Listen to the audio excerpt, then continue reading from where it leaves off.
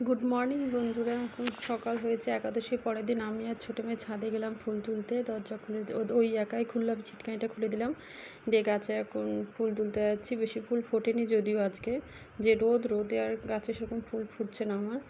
দিয়ে তুললাম দুজনে মা মেয়ে মিলে, এই সাদা ফুল, নীলকণ্ঠ দিয়ে জবা ফুল গাছের একটু কুড়িয়ে এসে নিচে নামছি মা মেয়ে দুজনে।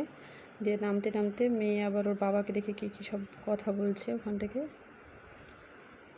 বাবার সঙ্গে গল্প করতে করতে নামছে বাবাকে কি যে আমরা উপরে যেদিকে বড় মেয়ে পড়তে বসেছে, ওকে টিউশন পড়াতে এসছে। তারপরে আমি এসেছি রান্নাঘরে রান্না করতে। আজকে নিরামিষ সবজি হবে, তার জন্য সব সবজি কেটে নিয়েছি। তারপরে এদিকে চাটনি বসিয়েছি, এদিকে একটু কুমড়ো শাক করলাম হলুদ ছাড়া। এদিকে চাটনি হয়ে গেছে শেষের দিকে।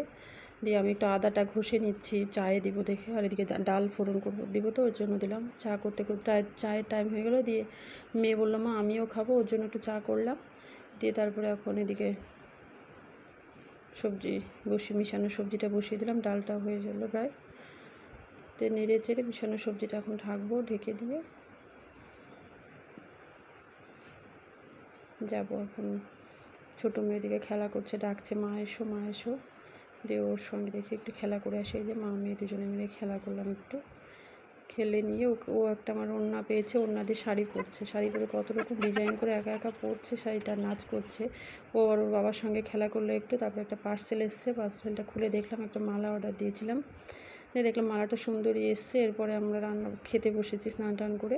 ভাত, সবজি, কুমড়ো শাক করেছি, স্যালাড, চাটনি, ডাল দিয়ে খেয়ে নিয়ে আমরা সবাই মিলে একসঙ্গে খেয়ে উঠলাম। তো বিকেলে একটু বেরিয়েছিলাম, দিয়ে এসে খিচুড়ি করলাম বাড়িতে।